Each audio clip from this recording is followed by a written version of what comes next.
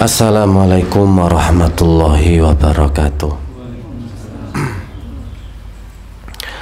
Bismillahirrahmanirrahim. Innal hamdalillah nahmaduhu wa nasta'inuhu wa nastaghfiruh wa na'udzu billahi min syururi anfusina wa min sayyiati a'malina. May yahdihillahu fala mudhillalah wa may yudlil fala hadiyalah. Asyhadu an la ilaha illallah wahdahu la syarikalah wa asyhadu anna Muhammadan abduhu wa rasuluh. Ya ayyuhalladzina amanu taqullaha haqqa tuqatih wa la tamutunna illa wa antum muslimun. Ya ayyuhan nasu taqu rabbakumul ladzi khalaqakum min nafsin wahidah wa khalaqa minha zawjaha wa batha minhuma rijalan katsiran wa nisaa wattaqullaha alladzi tasaaluna bihi wal arham innallaha kana 'alaikum raqiba. Ya ayyuhalladzina amanu taqullaha wa qulu qawlan sadida yuslih lakum a'malakum wa yaghfir lakum dzunubakum wa may yuti'illaha wa rasulah faqad faza fawzan 'azima. Ikhwani fillah, rahimani wa rahimakumullah, melanjutkan kajian kita dari kitab Ibnu Qayyim Al-Jauziyah Wabilus Shayyib yang mendekahkan bab masalah tazkiyatun nufus, bab masalah kecernihan hati, bab masalah zikir dan doa yang memiliki impact, dampak, efek yang sangat luar biasa. Kita masih pada pembahasan yang terakhir. Berarti ini sekarang ya, mendorong mentati setan nafsu amarah. Berarti ini sekarang. Karena memang bahasa kitab Ibnu Qayyim Al-Jauziyah terkenal abotepol. Ya, jadi kitab-kitab Ibnu Qayyim yang ditulis itu memang masalah kejernihan hati dan kedalaman jiwa, sehingga satu alinea, satu paragraf itu maknanya sangat dalam sekali. Kalau bacanya nggak pelan-pelan, gitu ya, tanpa diresapi, ya itu hanya sekedar tulisan saja. Maka kalau kita lihat dari bab-bab yang kemarin, untuk mengimbangi keinginan yang mendorong mematuhi setan dan nafsu amarah, maka Allah memberikan padanya cahaya, keyakinan, akal yang mencegahnya. Ini pembahasan kita yang terakhir. Jadi Allah memberikan sesuatu yang berimbang. Allah ketika sudah menciptakan nafsu amarah, Allah memberikan lagi sebagai penyeimbangnya adalah nafsul mutmainnah. Ketika Allah memberikan ujian berupa setan iblis untuk menggoda manusia, Allah juga menurunkan bala tentaranya, yakni para malaikat. Begitu seterusnya. Ketika nafsu menjajah manusia, Allah juga memberikan cahaya akal, kejernihan hati untuk penangkal itu semua. Maka kelak di akhirat, ketika manusia mengeluh, ketika manusia menyalahkan satu dengan yang lainnya, ketika mendapatkan siksaan, azab, hukuman dari apa yang telah mereka perbuat, maka hal itu tidak bisa menjadi alasan. Karena apa? Allah sudah menyiapkan, Allah sudah memberikan pertolongan dan bala bantuannya. Kita nggak bisa menyalahkan setan gara-gara iblis ini, atau menyalahkan karena nafsu ini yang mengajak saya untuk berbuat maksiat, atau menyalahkan yang lainnya. Itu semua tidak akan bisa, karena Allah sudah memberikan penyeimbangnya. Maka kadang-kadang seseorang itu mematuhi pemberi penasehat, terkadang juga mengikuti dari nafsunya. Maka kesimpulannya Pak Ali di sini, itu paling dibaca karena ujian-ujian.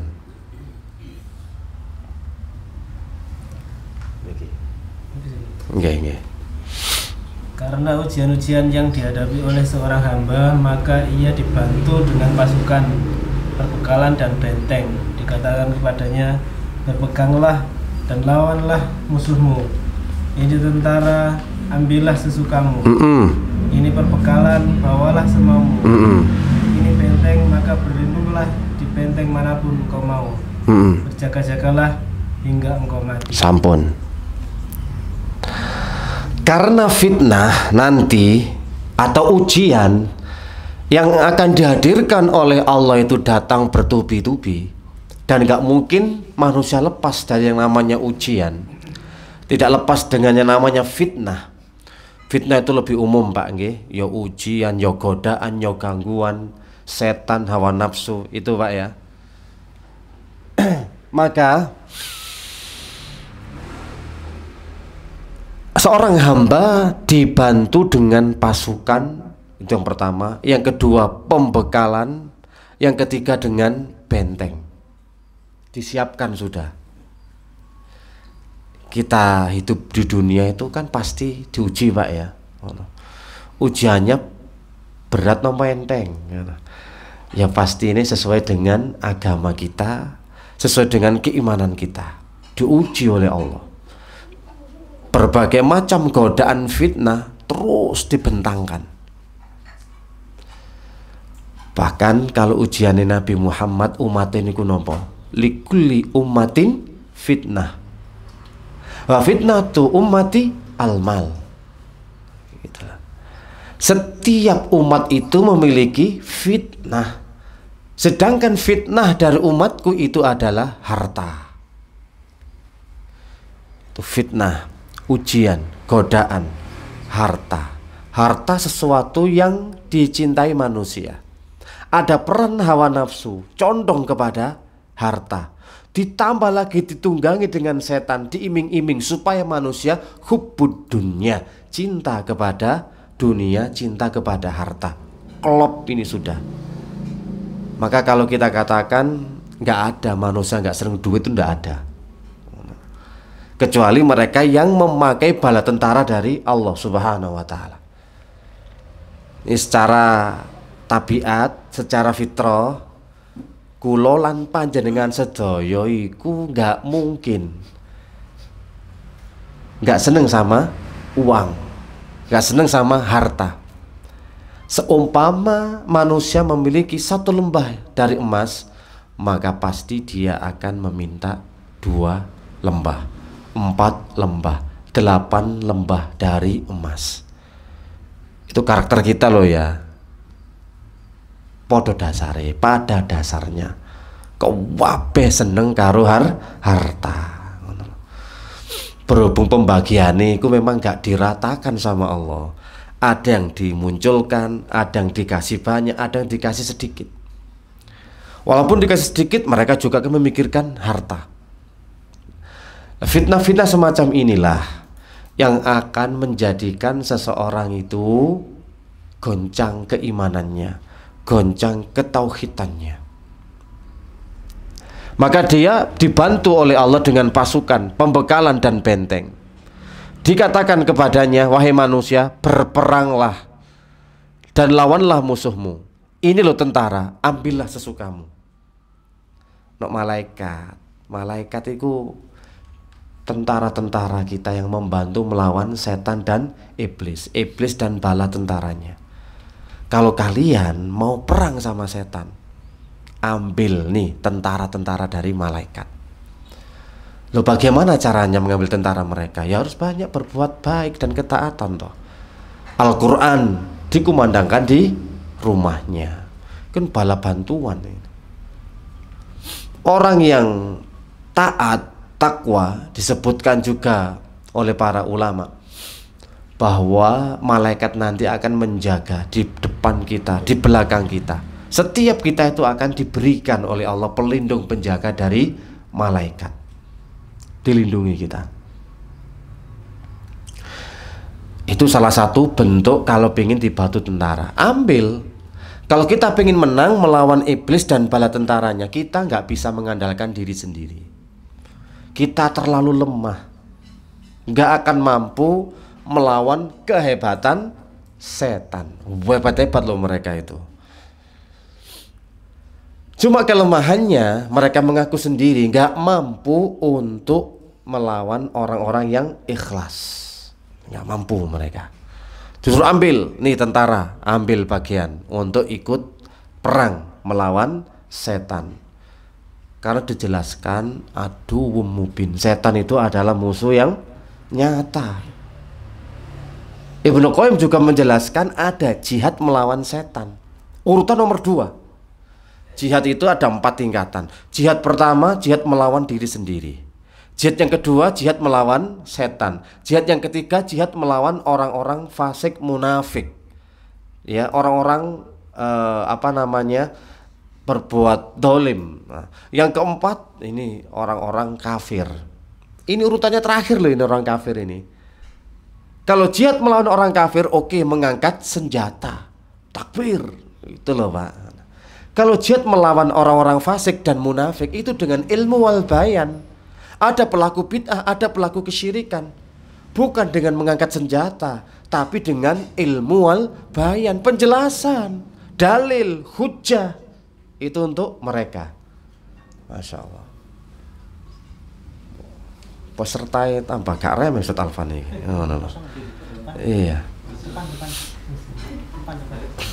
Oke. Harus mepet iki. merapat. Oke. Kalau ada yang mau di sisi saya monggo. Nanti berdua kita. Oke, Ustaz. Di jihad-jihad ini ditentukan. Kalau jihad melawan orang kafir ya harus dengan mengangkat senjata. Lah sekarang loh sesama muslim kok ngangkat senjata ya salah, keliru. Langsung santap ae wis kesuwen. Nah, iki lho keliru. Jihad melawan mereka itu banyak syubhat, harus dengan ilmu, dengan hujjah, dengan dalil, dengan penjelasan. Kalau jihad melawan setan itu dengan 2 senjatanya, ilmu dan sabar. Oke, sampean harus memupuk ilmu dan sabar. Wong setan ku lewat syubhat dan syahwat senjatane. Syubhat dan syahwat. Kalau syubhat senjatanya adalah dengan ilmu. Kalau syahwat senjatanya adalah dengan sabar. Jihad melawan setan. Ono dewe-dewe senjatane. Lah sekarang jenengan mau jihad melawan siapa dulu? Orang kafir ta? Aduh, gak jago loh Pak aku, Pak. Nek model-model nyeyet kaya ngene iki lho ya. Guru-guru ngene iki lho. Aduh disentil pisane wis mencelat ngene. Jihad melawan orang mana? Fasik, munafik. Orang yang mengaku Islam tapi ajarannya enggak karu-karuan.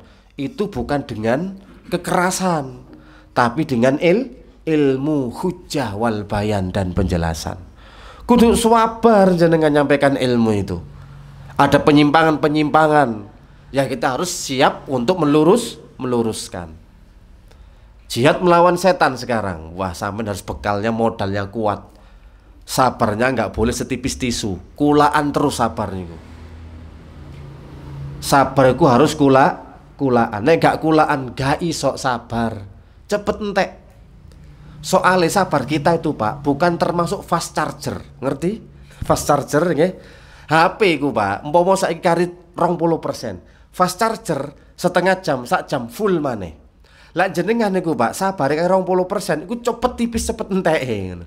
Dicas gak munggah-munggah. Ya makanya sekadung pusing ketika dapat masalah, dapat problem, langsung wis mencak, ngamuk, tawipis sabare.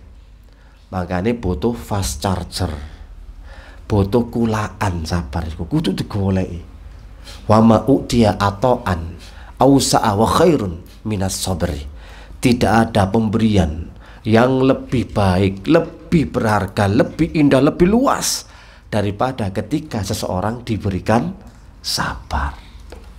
Nek sampeyan dikasih harta kecil, ya, dikasih jabatan kecil, dikasih petunjuk hijrah sik kecil. Nek wis dikasih sabar, iku sing istimewa. Apa maneh Pak zaman-zaman saiki wes sabar koyo gak ono pisan. Tapi bisa mendelok lah nang lampu merah. Ya, nang persimpangan jalan. Ngono lho Pak ngono. Seruduk-serudukan lho. Sampai jam setengah pitu, jam pitu budal kerja. Seruduk-serudukan, macet kok gak sabar. Nang kauripan dialih nang ngene iki Pak, serondol-serondolan. Ngono. Sampeyan delok talah nang dalan iku. Serempet titik bacokan. Nu modele. Sabar gak ono belas. Belum lagi masalah rumah tangga. Wah, wis. Saya selaku pemimpin keluarga, seorang imam gak ditaati, khawarij Anda. Bojone di khawarij. Gara-gara gak taat sama suami. Saya sudah memerintahkan, kamu keluar rumah berarti sudah lepas. Waduh, kau ini gimana? Jadi kita ada sempat gitu. Pokoknya kalau kamu keluar rumah berarti jatuh talak. Kalau kamu main HP jatuh talak. Wah, nek ngancam. Iki ulti, Pak. Ulti di atas ulti. Ultimatum kau wetat sangat. Ya sudah, itu pilihanmu. Kamu sudah main HP sudah, berarti jatuh talakku. Ojo gampang-gampang Pak jatuh talak. Pemane saiki dipermudah. Gak seneng, gak cocok, langsung gugat cerai. Wis. Saiki kan dulu kan dipersulit Pak ya. Saiki gampang, ono dalan tikus. Kewampang iki. Ini kenapa? Kesabaran yang sangat tipis. Dibutuhkan legowo, taghaful, memaafkan wis banyak. Makanya iki sabar itu yang bisa mengalahkan setan. Soalnya Pak ya, dalam masalah rumah tangga gitu ya, pihak ketiga itu wajib hadir di situ. Pihak ketiga loh ya, yakni setan, bukan selingkuh, bukan, belum itu, setan inilah. Lah setan sing ngipas-ngipasi, kebutuh sabar. Makanya ujian itu datang silih berganti dan seorang hamba dibekali. Jihad tadi itu salah satunya harus dengan sabar. Nah, kalau jihad melawan diri sendiri itu ada 4 bagian. Ya, yang pertama belajar ilmu. Yang kedua mengamalkan. Yang ketiga menyebarkan, mendakwai. Yang keempat sabar maneh. Loh, sabar ini dimanapun harus ada. Di keempat jihad itu sabar itu harus dimiliki. Jihad melawan diri sendiri ku ya apa Pak? Maksudnya harus memerangi kebodohan. Diperangi dhisik kebodohan itu dengan namanya ilmu. Belajar dhisik. Wis belajar ngaji muter sak Sidoarjo, sak Surabaya, sak Jawa Timur. Apa tuntutan keduanya? Ngamal. Mari ngilmu kudu ngamal. Ngilmu, ngamal, ngamil. Ngemil. Ngamil. Jadi ngilmu, setelah ngilmu, tugas jenengan yang kedua urutannya ketika jihad melawan diri sendiri ngamal. Oleh ilmu ini apa sabar mang ngamal no sabar iki wabot. Apa kudu apa memaafkan? Ya kudu diamalno. Kudu salat bengi ya diamalno. Ngene ya. Baru yang ketiga menyebarkan, ngajak, menyampaikan. Ojo dibelenjati. Setelah ngilmu langsung nyampe no. Iki sing gak diterima iki. Walaupun istri pasangan gitu ya, mari ngaji. Bi aku mang mari ngaji. Jarene ustate mang kudu ngene. Sampeyan kudu ngene bi ngono. Padahal ya dhek mari ngaji guru ngamal, tapi gopo nyampe no. Akhirnya apa? Kesan pesane. Ya jare bojone ya, oh jare sapa gak paling ustate sing keliru. Oleh nglirukno ustate. Gara-gara sampean membawakan itu bukan dengan kekeluargaan, dengan lemah lembut, dengan santun, enggak, tapi dengan hawa nafsu. Soal perkataane penyampaian ustadz tiga senjata untuk menyalahkan, menyudutkan pasangannya. Iku akeh iku. Ngaji-ngaji dicuwadet akeh. Engko ge ngenteki pasangane dhewe. Ngono lho ya. Nggih, biasa. Mbuh bapak-bapak ngaji engko nyeramai istriye. Utawa diwalik. Mak-mak gitu ya, ikut kajian semangat antusias. catatane wakeh, ternyata ujung-ujungnya nggopo? Kanggo ngajeni bojone dhewe. Ngono lho. Bojone salah terus gak ono bener. Bi kudu ngene, Bi kudu ngene, Bi. Pusing sose wong lanang iki kok gak ono bener ya aku iki Dik. Ngono. Wah, sing salah kira wis gak cocok dengan Ustaz sampean aku lho. Ngene boleh mudorote boleh sang suami nggak cocok, nggak nerima Ustadz gara-gara apa emang niate ngaji kanggo ngenteki pasangane dewi. Setelah menyampaikan baru sabar. Yang keempat, karena orang kalau sudah menyampaikan itu nggak mesti semua bisa nerima, kita harus sabar. Nah itulah tingkat-tingkatan jihad itu. Jihad melawan diri sendiri, jihad melawan setan, jihad melawan orang-orang munafik, dan jihad melawan orang-orang kafir. Itu ujian berat yang butuh senjata, bekal. Bawalah semaumu. Ini adalah benteng, maka berlindunglah di benteng manapun engkau mau. Bentengnya apa? Zikrullah, zikir kepada Allah. Jadi gini loh Pak, kita itu punya benteng. Benteng ini benteng yang sangat kokoh dan kuat. Kalau kita sudah berlindung di situ, di benteng tersebut, maka musuh tidak akan bisa menangkap kita, menyergap kita, menyerang kita. Di luar benteng ini semua dikuasai setan dan bala tentaranya. Iblis, setan, bala tentara, wakeh full. Kalau kita keluar dari benteng, maka kita akan dimangsa. Paham Pak ya? Tapi kalau kita berlindung di benteng tersebut, setan nggak wani otek, nggak bisa nyentuh kita. Tapi kebanyakannya manusia lalai dari zikir kepada Allah. Zikir pagi petang loh ya, kadang nyilut-nyilut. Ustadz, ini kalau ini curhatan dari orang-orang yang kena indikasi gitu ya. Saya tuh setiap zikir pagi petang, pas pagi itu selalu gak tekan-tekan, gak finish. Misalkan habis ayat kursi harusnya trikul gitu ya, itu bulat gitu loh Ustaz. Ketiduran, kadang siliut, kadang lupa, kadang blank. Jadi kita zikir pagi itu gak selesai. Nah ini curhatan dari orang yang kena indikasi gangguan itu sering. Sampai buat zikir aja ketiduran. Kan ini butuh namanya, butuh kesabaran. Makanya dengan banyaknya ujian-ujian yang dihadirkan oleh Allah Subhanahu wa Ta'ala, dan setiap ujian peran setan itu datang. Setan itu datangnya bergerombol-gerombol loh Pak. Jenengan titeni iki inget-inget ya. Setiap ada ujian atau musibah, setan sudah menunggu berkelompok-kelompok di situ. Ujian hadir, seret kenjenengan, setan datang, seret, mesti ngipasi, ndadekno pusing, putus asa, galau, sedih, marah, itu semua di situ. Setan langsung datang menghampiri. Misalnya Pak ya, sampean diuji sepeda motor hilang, diuji maneh bojone hilang, diuji maneh ngono ya, hartane hilang. Hartane itu di hati-hati toh, yang sampai apa namanya, ada WA itu biasanya Pak ya, kalau diklik, nah nanti uang Anda itu yang di apa namanya ATM itu kan kesedot. Nah, itu lebih canggih itu menghacknya itu. Kan tiba-tiba seret loh, kok hilang 10 juta, hilang 2 juta. Ini kan ujian, harta hilang.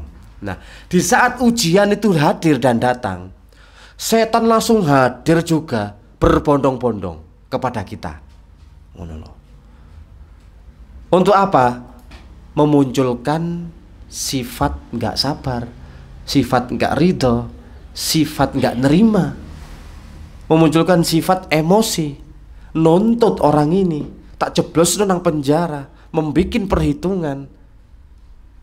Jadi kata-kata untuk ikhlas bahkan dilupakan dari zikir sama Allah. Harusnya kalau orang itu zikir pasti tenang. Apa zikirnya orang kehilangan? Innalillah wa inna ilaihi rajiun. Allahumma jurni fi musibati wa akhlifli khairan minha. Harusnya orang kalau pengen tenang di saat ujian datang, loh kok entek iki duweku iki, ngono ya. Ternyata habis ada WA langsung kesedot. Ya langsung aja jenengan. Innalillah wa inna ilaihi rajiun. Allahumma jurni, ya Allah berikanlah pahala atas musibah yang menimpaku dan gantilah yang lebih baik. Kan tenang diserahkan nang Allah. Jadi ini innalillah, hartaku, kekayaanku semuanya milik Allah. Wa inna ilaihi rajiun, pasti akan kembali kepada Allah. Nek sampean merasa itu kepemilikan sampean sendiri, mesti gak terima, mesti nuntut, mesti mangkel, mesti marah, mesti emosi. Oh, sopo kurang ajar iki. Lho ngono Pak ya mesti. Kata-kata umpatan ngono mulai metu diitung pahala apa dosa. Ngomong-ngomong sing misu-misu barang, gak tambah oleh pahala tapi tambah oleh dosa. Gak bakal balik duitnya. Gak balik. Ketika sampean misale jret ilang 1 juta, misu ping 1000, gak bakal balik to. Mau misu ping 1000 gak bakal balik. Melaknat dia. Oh, laknatullah alaih, laknat, ya gak bakal balik. Tapi sampean tambah oleh dosa, tambah musibah di atas musibah. Ati tenang apa ngronjal? Kerowonjal, bengkolo, loworo. Kok dikibulin wong bodoh aku iki, ditipu mentah-mentah. Asline sing mentah iku sampean, wong wis mateng oleh nipu iku. Sampean merasa ditipu mentah-mentah. Sing nipu wis mateng-mateng. Model iku kudu ngene. Yo. Ono tipu mentah-mentah, tipu mateng-mateng ngono. Ki bahasane kan ngono, sampeyan gak tau matengi soalé. Lho lek ngono piye?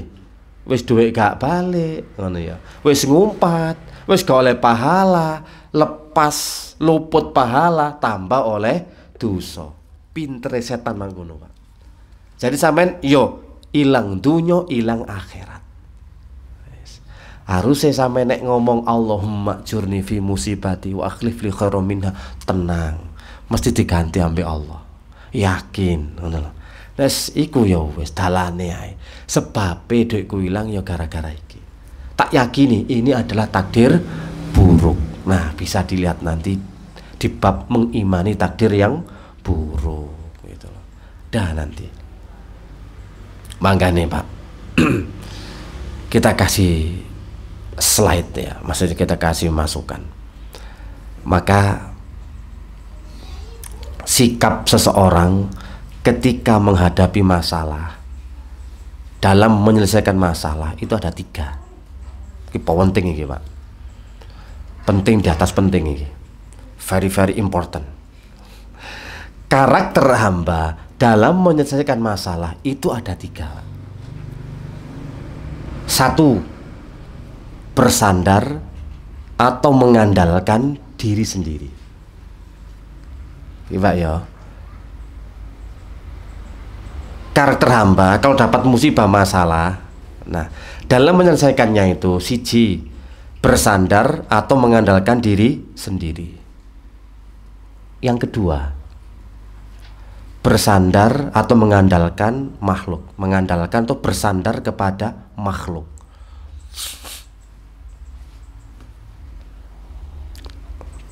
Bersandar kepada makhluk. Yang ketiga, bersandar hanya kepada Allah Subhanahu wa Ta'ala.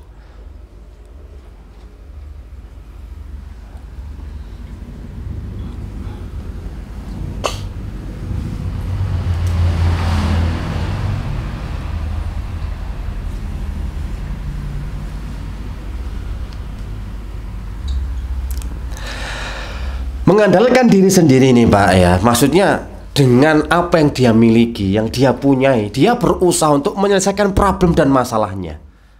Mungkin dia punya pengalaman ya, mungkin dia punya ilmu segudang, atau mungkin dia punya akal, kecerdasan. Itu beda-beda.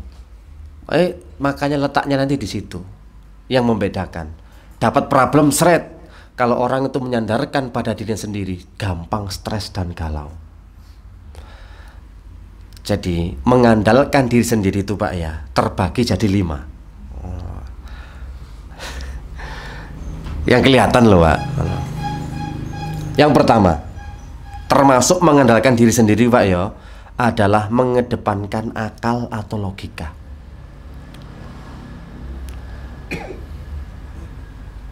Jadi kalau orang itu kena ujian, kena musibah, dia mengandalkan akalnya. Otomatis kalau orang itu mengandalkan akal, dia akan berusaha semaksimal mungkin memeras logikanya, kecerdasannya. Tak atik dewe. Koyoke kudu ngene. Karena dia sudah merasa punya ilmu, punya kemampuan, punya pengalaman. Kalau orang mengandalkan akal itu ya logika tok rasional, gak rasional gak gelem. Tipe kedua, mengandalkan diri sendiri itu mengandalkan okol. Biasanya wong yang ngandalno okol iku kudu memunculkan kekuatan nih. Kudu gaprekan nih. Ya, kudu tukaran. Orang itu kalau okolnya kuat, ya, okolnya kuat, fisiknya kuat, kalau menghadapi masalah mesti kudu ngamplengi wong, ngantemi wong. Pokoknya ngejak geger ae. Langsung ana okol kan. Stimane posang-posang Dik, carok ngono lho, Pak. Ini cara menyelesaikan masalah. Karena apa? Mengandalkan diri sendiri. Ada yang carok, ada yang pedang, ada yang baku hantam, ada yang one by one. Terserah. Karena dia mengandalkan okolnya. Nek mau mengandalkan akal, dipawekir terus sampai ngenes, kuru-kuru mundak kuru mati ngono Pak. Lah iya ngono. Hati-hati lho ya, sing ngres utek iki lho ya. Diperes kambik ya Allah. Ku mengandalkan okol. Ada lagi yang mengandalkan diri sendiri, Pak. Tipe yang ketiga, mengandalkan perasaan. Nek ngandel perasaan biasa wong iki baperan, gampang nelongso, gampang gelo ngono Pak. Iki biasa wong lanang-lanang apa wedok-wedok. Ya sing akeh wedok lanang ya ana ngono lho Pak. Oh, lanang baperan niku ono Pak, tersinggungan ngono ya. Main perasaan nangis ae ngono. Iya toh, mikir anake nakal nangis. Bojone nakal nangis, nangis tok baper ngono. Nelowong sotok intine. Itu namanya mengandalkan diri sendiri. Dipikir maneh. Gambik lambunge kumat, asam lambung naik. Ngono Pak ya. Mah akut. Muncul akhirnya apa? Kalau perempuan nanti nek terlalu morsir, nek marai diempet iku iso dadi kanker. Ngono Pak ya. Kanker. Dadi wong iku nek akan mikir masalah, ngono ya. Gak duwe solusi, dipikir dhewe iku gak ana kanker. Nek wong lanang garai jantung. Milih ndi? Jantung apa kanker? Lha ngono tok sih. Jane padha gak nyamane. Iya, tapi kebanyakan manusia kalau mengandalkan diri sendiri, Allah memberikan selalu apa nih, Pak? Kilo. Ngono. Dikasih hasilnya. Ini jeripayahmu sendiri. Main perasaan kan koyok loro atine ngono Pak ya. Aku kok dikhianati lah, aku sing koyok di wis macam-macam ya. Setakokno lah perasaan. Kok gak dihargai, masak gak tau dipangan ngono ya. Kadang gak tau guyu, mulai gak tau kok gak sok romantis ngene sih bojoku ngono lho Pak. Ndalek sing bojo romantis, gak wani ngomong, akhirnya mek batin ae. Ada tipikal orang kalau menghadapi masalah itu mengandalkan jabatan dan kedudukan. Kalau tipe orang semacam ini biasanya apa? Arogan, Pak. Arogan, kewaya. Yes, nek jare wong Jawa, iki kan bahasane arogan. Nek wong Jawa iku mekitik iki lho, Pak ya. Mayak mekitik. Mentang-mentang punya kedudukan jabatan. Macam-macam mbak aku, tak pindah lo ya. Tak lereni lo ya. Ojo ode aku wis salah. Ode aku. Ojo ngungkap kasusku iki. Ngungkap kasusku, masa depanmu suram. Madesu. Wis gak iso naik jabatan malah tak pindah kate lapo. Ngono lho. Di arogan gawe kok arogan. Main arogan lah maine Pak ya. Nek ngarani iya. Iya nek punya jabatan kedudukan tuh ngono, ngeduk-ngedukno kedudukane jabatane. Kabeh iki termasuk mengandalkan diri sendiri. Yang kelima, mengandalkan harta. Kalau orang mengandalkan harta itu, Pak, semua masalah bisa diatasi dengan uang. Macem-macem. Duit iya. Ngono ya. Samen kate nuku tanah. Wong protes gak gelem, gampang. Kena duit sing akeh. Lah wis gelem ta wong-wong. Loh, semua masalah dadi kena duit. Anake misale sret kecekel gara-gara narkoba. Gampang. Njuk piro? Ngono tok ae. Sret. Iku wong nek ngandalno awake dhewe itu maceme akeh, Pak. Jadi ana sing ngandalno logikae, ada koyo kecerdasane, ada mengandalkan kedudukane, ada mengandalkan harta, ada mengandalkan okolnya, ada mengandalkan perasaan. Ini namanya mengandalkan diri sendiri. Padahal di dalam Al-Quran itu sudah jelas-jelas diingatkan oleh Allah dalam surat Al-Hasr, wala takunu kalladzina nasullaha fa'ansahum anfusahum. Janganlah kalian menjadi orang-orang yang lupa terhadap Allah. Maksudnya menyandarkan kepada dirinya sendiri. Fa'ansahum, maka Allah pun melupakan mereka. Mana ya? Wala takunu kalladzina nasullaha fa'ansahum anfusahum ulaika humul fasikun. Kalau kita nggak mau mengingat Allah, nggak mau melibatkan Allah dalam setiap problem dan masalah yang menimpa kepada kita, jangan harap Allah memberikan solusi. Dihukum, Pak. Kilo, iki karena kamu mengandalkan dirimu sendiri. Kamu merasa hebat, merasa mampu, punya segala sesuatu. Yes, andalno apa mu, okolmu, jabatanmu, hartamu, kedudukanmu, kecerdasanmu, opo okolmu, terserah wis. Allah nggak mau tahu. Dan ini banyak orang jatuh di sini, sehingga masalah tambah dadi abot. Iki nek dijelasno duwa iki, Pak. Kalau mengandalkan diri sendiri, orang itu kalau dalam masalahnya itu kan disuruh masrano nang Allah, serahkan nang Allah, libatkan dan ikut sertakan Allah. Tapi dari kita itu juara, mesti muikir dhisik sampai jeduk ngono. Sementok baru wis tak salat bengi ae wis gak nemu jawabane. Baru salat bengi. Tapi selama ada yang diandalkan pada dirinya, mesti ngandalno awake dhewe. Atau yang kedua, mengandalkan orang lain. Tipe mengandalkan orang lain itu seperti apa? Mengandalkan relasi, Pak. Ya, mengandalkan orang lain itu mengandalkan relasi.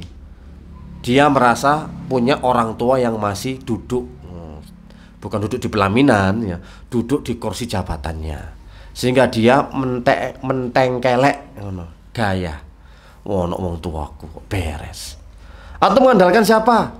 Saudara. Dulurku sudah diko, dulurku sudah diko. Ngandalo dulure. Atau mengandalkan siapa? Relasi. Gak kuatir aku. Nek ono apa-apa ngono, cegatan ta apa beres. Iki lho Pak, koncoku aman. Ngandalo relasi. Dadi ono apa-apa iku koncoku, lengkap koncone. Nang koncoku wae, kadang duwe gawe. Nang koncoku wae. Ono apa ya buah-buahe murah. Koncoku wae selalu mengandalkan orang lain. Manja akhirnya.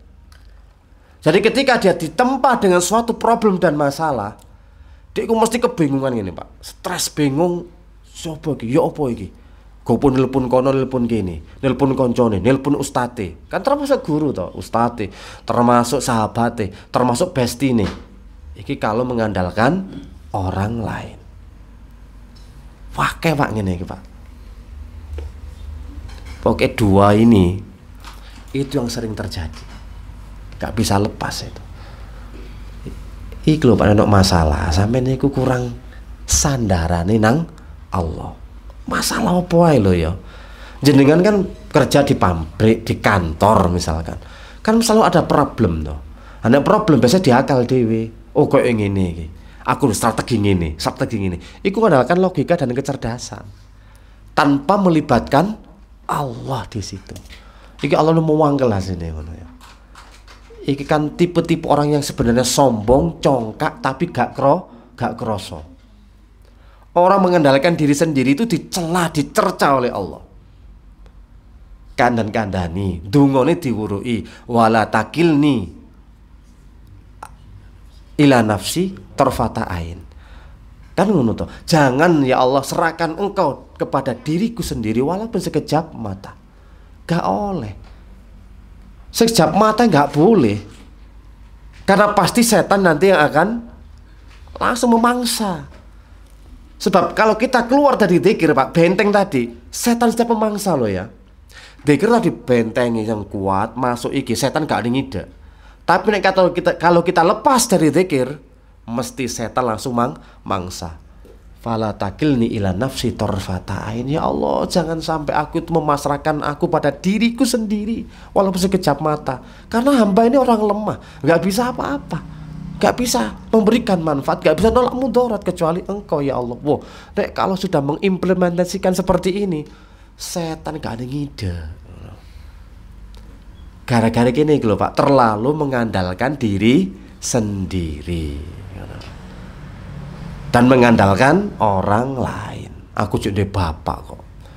Jadi kemarin tuh ada anak kena masalah, problemnya itu dia rumahnya sudah sekolah, mobil sekolah. Ngerti Pak ya, sekolah Pak ya. Sekolah tapi nggak ada pinter. Sekolah tapi nggak ada pinter. Dan sudah dapat deadline. Ini kalau ndak dijabel wis gak iso dijupuk omahmu iki. Soal sekolah kabeh. Malah dhek ngandalno dulure. Aku lo gak kuwatir, aku sik duwe dulur. Bro. Dulurku sugih-sugih ngono. Ana dulu gak gelem bantu, gak usah dulur-duluran. Oh, ngene iki ngandalno dulur. Jadi ketika ada problem, ada masalah yang disalahkan dulure. Jenenge dulur kok gak bantu ya apa sih? Aku kena musibah. Aku loh kena ujian. Kok kalian gak mau bantu saya? Oh. Jaga no dulur. Lho ngene iki lho sing gak dewasa. Dia punya problem, punya masalah, sing disalahno dulure. Mame aku ndek masalah Pak, problem sing tak salahno jamaahku. Jamaahku ki apa? Aku nek ujian kok meneng kabeh, membisu, mematung. Nang di kabeh, guys. Ngono ya. Bantu aku, Bro. Ya apa? Lah iki lho, aku kena ujian tapi nyalahno umatku, jamaah. Karena apa? Saya mengandalkan kepada orang lain. Mosok jamaahku gak harus dadi lawyer. Mau jamaahku gak harus dadi dokter. Mau jamaahku gak iso masalah ngene lho. Kok ngandalo jamaah? Ya salah. Termasuk saya mengandalkan orang lain. Hati-hati loh ya, hati-hati. Sing sampean yo ngono, aku duwe ustad kok beres ana ustad iku. Aku nek ana masalah hukum aku duwe iki. Aku nek masalah jin ana ustad jin. Ngono wae. Ku beres insyaallah. Ya iya ya Allah. Iku sik mengandalkan orang lain. Wani gak oleh Pak, gak oleh mengandalkan diri sendiri itu gak boleh, mengandalkan orang lain gak boleh. Yang boleh ku mengandalkan tauhid hanya Allah. Jadi ana masalah ojo dengar-dengar. Iki nek mau main perasaan kan dengar-dengar. Ya Allah kok iso ngono ya, dengar-dengar. Ambek ndelok usuke genteng iki. Ya Allah ngono. Diwolak-walik kok iso ya? Kok iso tok pokoke. Ya iso ae. Wong ujane dhewe-dhewe Pak, hati-hati. Setiap orang punya problem, setiap orang punya masalah. Tolong jangan sampai mengandalkan diri sendiri. Dampaknya loh Pak, dampak dari menyandarkan masalah kepada diri sendiri. Yang pertama apa? Bingung Pak, gak tahu solusi. Akhirnya apa? Galau. Terus galau tambah munda, stres. Nah stres tambah munda, bunuh diri. Jadi ket mulai awal bingung. Mari bingung, galau. Mari galau, stres. Stres, putus asa. Mari putus asa, bunuh diri. Tidak kuat melihat kenyataan hidup. Ngono lho. Gak kuat, aku gak kuat. Tak mati ae aku. Ndelok masalah kok datang silih berganti. Mari bojoku, anakku, dulurku, wong tuaku. Pusing-pusing apa? Tak pateni kabeh. Anakku tak pateni, bojoku tak pateni, aku tak bunuh diri. Maafkan aku nak, wahai istriku, aku tidak bisa menjadi sosok suami yang menjadi suami idaman. Wow.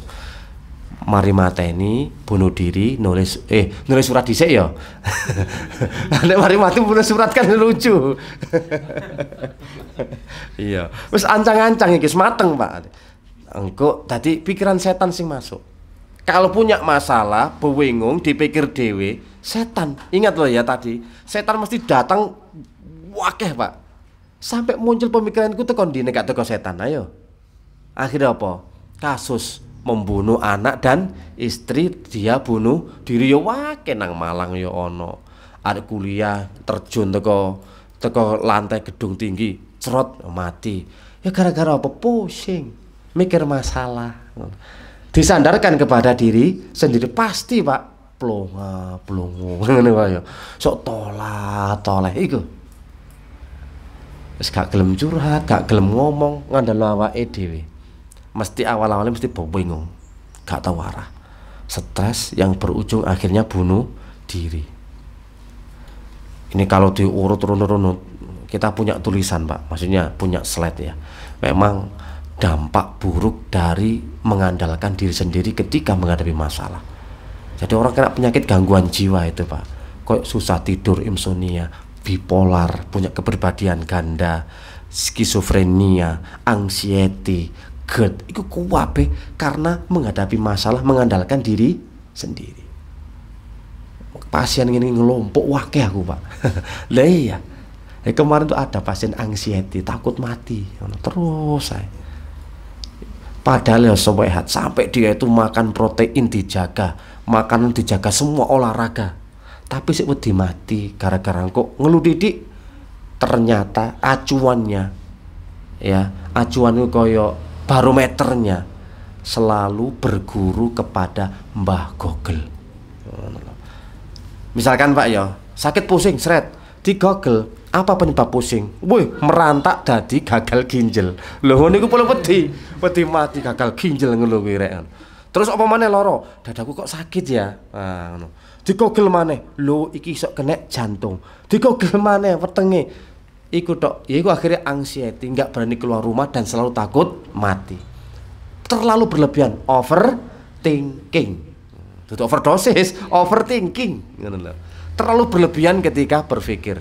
Ya kita termasuk mengandalkan diri sendiri yang ditunggangi sama Mbah Google. Saya punya pasien seperti ini banyak. Ketika rujukannya adalah Google, referensinya Google. Di loro nang Google, akhirnya wongku waras ya. Di apa namanya? Scan, CT scan itu ya. Kemudian pokoknya di check up semua. Normal kabeh. Gak ada apa-apa nih. Itu ada penyakit psikosomatis dari kejiwaan jadi sakit. Tapi ternyata tidak ada apa-apa. Tapi perasaan dia loro nih macem. Wes. Ngene iki waduh. Setiap sakit, setiap ada keluhan nggak bersidur dan yang lainnya selalu merujuk ke situ, Pak. Nangkul diungkapno, Pak, seret ilmiah banget ya. Waduh, dihukumi dhewe, aku loro iki berarti. Aku loro iki. Tambah gak iso obah, gak wani metu omah, gak wani berinteraksi, selalu curiga dan suudon. Ojo. Ada juga saking cemasnya khawatir. Pernah orang ini pernah obat juga sih. Jadi lihat orang selalu beranggapan iku intel. Intel hati-hati terus kecemasan, akhirnya punya ketakutan yang luar biasa. Ya itu, Pak, salah satu contoh dampak dari menyandarkan masalah kepada diri sendiri. Kadang marah tanpa alasan, kepala dibentur-benturkan, oke. Kan jeduk itu nek masalah dipikir sampai gak ketemu solusi ini. Jeduk itu jenenge, Pak. Nanti dampak dari menyandarkan masalah kepada diri sendiri. Makanya wong nek ono cemas, gelisah, iku mikir toh. Wis tak lama ojo dipikir ono masalah iku. Ya apa sih Nduk, jenenge wong urip gak mikir ku ya apa sih ngomong sing tepak po jarene wis ngaji. Lah kok wong golek mikir. Beda Mak, ngene lho Mak. Mikir iku apik, kepikiran iku sing gak oleh. Ngono lho ya. Nek mikir iku berarti golek solusi. Nek kepikiran gak duwe solusi cuma dibatin terus, dipikir terus. Ya apa sih adikmu iku Nduk? Nah, tadi beban pikiran toh, beban mental. Mikir adikne terus, padahal nggodha ati. Tapi sing mesti diaboti wong tuwa ya sing ngene iku modele, ngono lho, Pak. Lah iya. Sing meneng-meneng gak dipikir, Pak. Wis dadi apik gak dipikir. Tapi ono sitok dulur sing nowakal nggodha ati, malah dipikir wong tuwa. Kene sing gemes. Wis tak lama gak usah dipikir wis gedhe. Ya apa sih jenenge wong tuwa anak gak dipikir ngono. Wis. Dadi mara lambunge kambuh. Wis ta Mak, aja dipikir opname. Wis gak tak pikir kok ajare ngono alasane. Percuma aku jawab gak mikir aja lali dorong-dorong anakku ngono lho. Tapi kepikiran ngono lho. Aku gak ngomong engko dilokno anakku, ngomong ya dicelatu, wis atuk meneng. Akhire wong tuwa meneng, Pak. Apa curuh hatiku ya gak ono solusi tambah dorong-dorong karo anake. Aja dipikir, model arek megedut ngono kok dipikir ngono. Lho ono piro sing dendekno Mak? Delok Mak ngono. Sertifikat tanah sawah mburi ya digawa ngono ya. Sepeda motor sekolahno, gak tambah pinter. Sepeda tambah. Wis, lho ngene iki sampeyan aboti apane ngono lho. Ngono. Ya jenenge wong tuwa tetep mikir. Lah, wong tuwa iku biasa iku main perasaan ngono Pak ya. Lah sampean kudune lebih bijak, lebih lembut nek kene nasihat nang wong tuwa. Wis Mak, ayo dipikir Pak. Ya dipikir bareng-bareng padha lambunge engko. Makne mikir, anake mikir, padha drope. Aduh ini. Aja mikir bareng-bareng. Ayo digoleki solusine bareng-bareng. Duh nang Gusti Allah Mak ya. Muga-muga ujian iki dadekno barokah kanggo keluarga kita. Lho iku kan yo apik solusi ngono. Engko ayo coba curhat golek solusi nang ustaz-ustaz iki lho Mak. Takon yo apa enake. Lho kan enak to ngono iku. Lah nek ayo Mak dipikir bareng-bareng padha stres engko. Yesus. Padha lambunge engko. Situk emah aku situk lambung. Waduh. Tambah gak mari-mari. Sing anake mikir make kene lambung ngono. Dipikir terus akhirnya mae kambuh. Kan gak kurang. Sing loro ambek sing nungguk dhisik sing nungguk matine malan. Lah iya ta? Ayo. Cara dipikir, ya Allah, ya apa bojoku nek ngene kok, ya Allah, ya apa ngene-ngene. Terlalu overthinking, justru sing mati dhisik sing nungguk. Lho alas mati dhisik sing nungguk. Iya, wingi padha ae kan ana Covid, bojone kena Covid. Ah, iki sing wedok ngeramut. Diramut. Lho. Sing lanang mulai seger. Sing wedok moro keseper. Akhir innalillahi wa inna ilaihi raji'un. Lho ya apa sih kok mati dhisik. Alah Dik, aku gak kuat tak nyusul pisan. Lho akhirnya mati pisan mati sak keluarga. Akhirnya anaknya dadi yatim piatu gara-gara baper iku mau. Ya kan nyandarkan masalah, ya Allah gak kuat aku ya Allah tanpa adanya suami, tanpa adanya istri. Walah wis tambah ngono iku. Iki penting Pak untuk kita pahami. Karena Allah memberikan ujian. Lah ujian itu kita dikasih benteng, dzikir, dikasih tentara, malaikat. Dikasih akal jangan pakai nafsu ataupun perasaan. Lah kebanyakan kita di sini tadi mengandalkan logikanya masing-masing. Ya apa Pak? Oh beres tak atur. Isok gampang ngono iku. Karena biasa apa? Menyandarkan pada diri sendiri minimal. Kalau melibatkan Allah ya sik lah. Ya apa ya pasrahkan nang Gusti Allah ambek ikhtiar. Ngono lho. Gak langsung ujuk-ujuk, oh aku isok ngene iki. Oh gampang. Aku ndek pengalaman ini iki akeh, cok kuwatir. Nah, kan gampang no iki. Makanya Pak, kalau ditinjau dari kacamata tauhid jelas dosa. Ini kan gak kroso ya, wong ujub sombong gak kroso. Ketika dapat problem, dapat masalah, dapat ujian, kok dipikir dhewe, iku lho dosa. Karena perintah Allah ku balik-balik tawakal nang Allah, takwa nang Allah. Ben beres urusanmu. Sandarno nang Allah. ternyata nyandarno nang awake dhewe, jelas dosa. Dan jika sengaja melupakan Allah, secara sederhananya kan, simpelnya, Allah melupakan kita. Ingat loh ya, kalau kita nggak melibatkan, kalau kita melupakan Allah, Allah akan melupakan kita. Ya dijarno sampean, bah nyungsang jempalik, bah jongkir walik, bah koprol, bah salto, bah sampai niku stres, gak bakal direken karo Gusti Allah, gak bakal. Karena apa? Anda sudah menyelisih sendiri. Allah itu nomor karino pokoknya Pak, nomor kawari.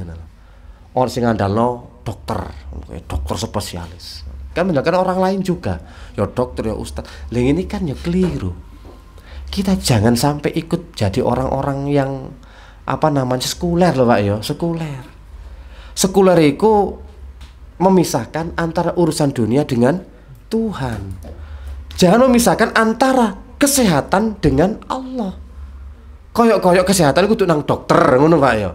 Sik talah sing kaya sakit ku sapa? Yang ngasih ujian berupa penyakit ku siapa? Yang menyembuhkan siapa? Ya Allah. Fa idza maritu fahuwa yasfi. Kalau aku sakit kata Nabi Ibrahim, Allah yang menyembuhkan. Punya enggak kita keimanan keyakinan semacam itu? Jangan kayak orang sekuler loh ya. Nah, sekuler kan meniadakan Tuhan. Allah itu urusan buri, sementing saiki obat sih. Hati-hati loh karo ngene iki. Sampeyan bersandar kepada obat. Dadi nek lara obat iki gambe apal jadi tablete. Apal obate. Tapi lali sing kek kesembuhan iku adalah Allah. Dewek-dewekno ya Pak sampeyan Pak. Dan ini akhirnya mencemari pemikiran kita, mindset kita, terkontaminasi tapi gak kroso. Wis peran Allah itu nomor piro? Baru nek gak waras tekan obat medis, baru nang alternatif ruqyah. Lah nomor kari Allah.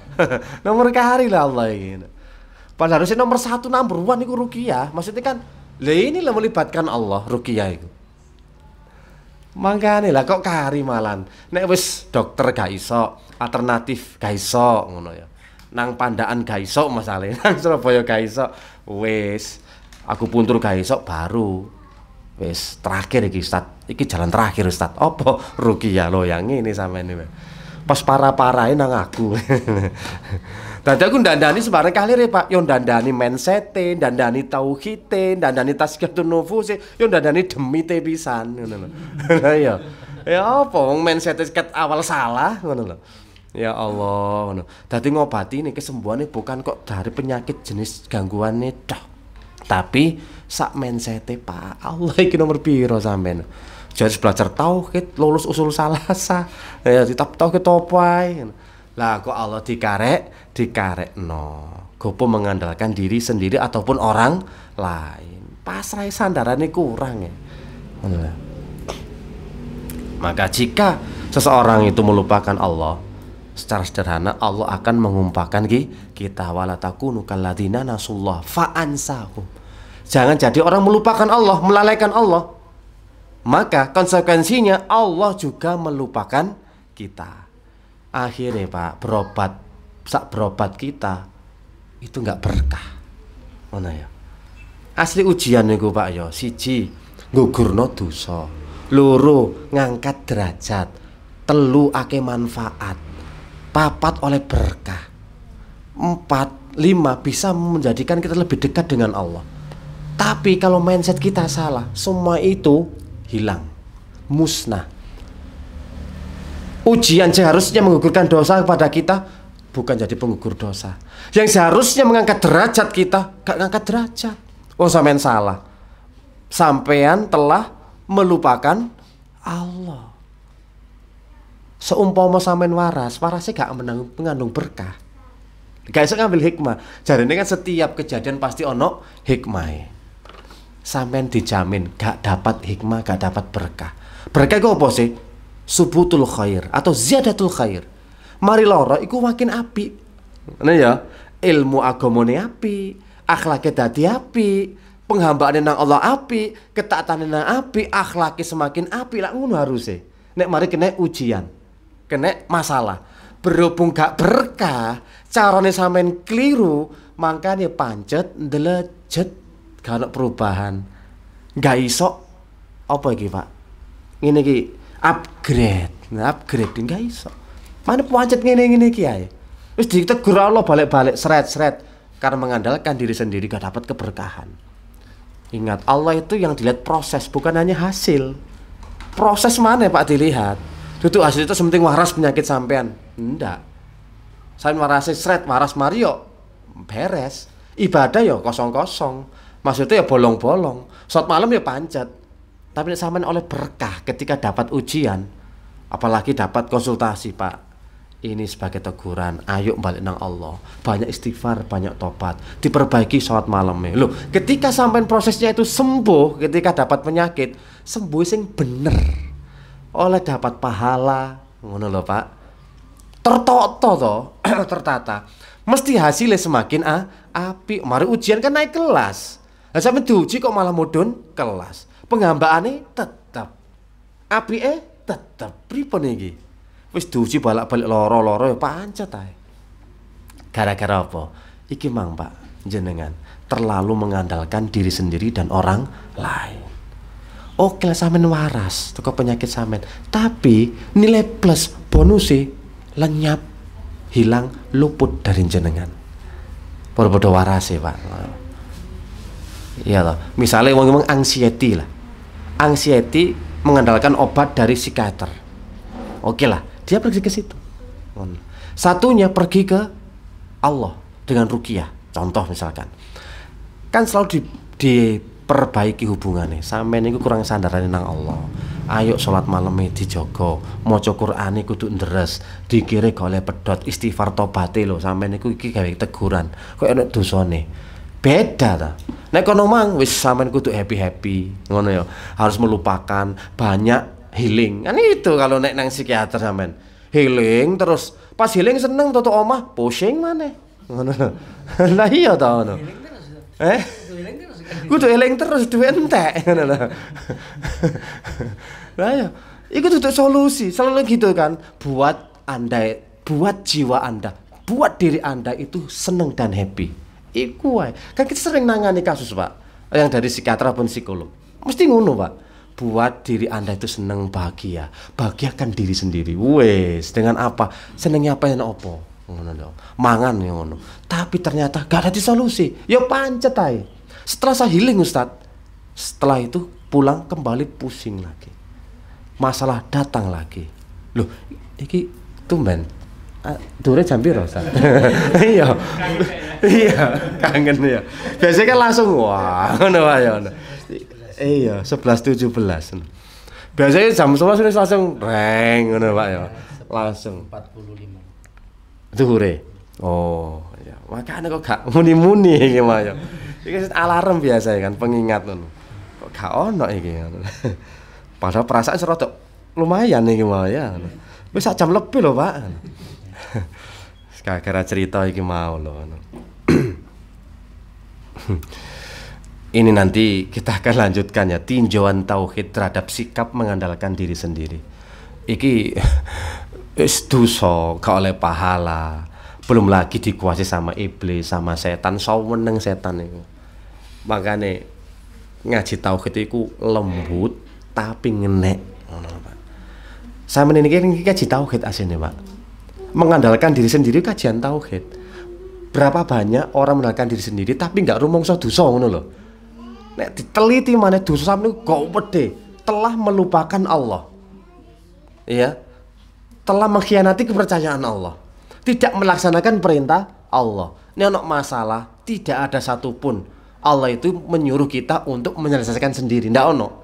Tapi pasrahno nang Allah, libatno Allah. Jangan rundingan Allah ngono. Lah kok malah dipikir dhewe ya stres. Iku mang lho, butuh healing terus. Wah, sekarang yang sama seneng ngopo? Healing sama shopping. Ya wis, laksanakan. Mari healing shopping untuk. Bener-bener ngentekno dhuwit tok iki. Ayo koncone setan pisan iku, Pak. Gak kroso. Setan seneng mubadir to, tabdzir, menghambur-hamburkan harta.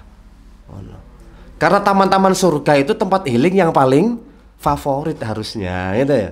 Ini tempat healing paling favorit, taman-taman surga. Iki taman-taman iki, meskipun koyo ngene iki taman surga Pak Ali. Lha yo, ojo remen no.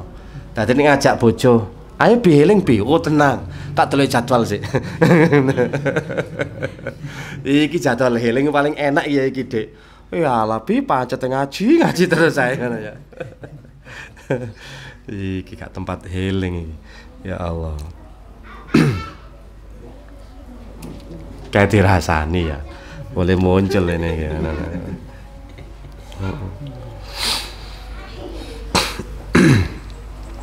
Jadi orang itu di saat mengandalkan diri sendiri, kalau nggak berhasil, kalau gagal, mesti stres, depresi, kecewa, nyalahkan orang lain, yo nelongso, yo wis muncul penyakit liya-liyane. Tenanan nelongso.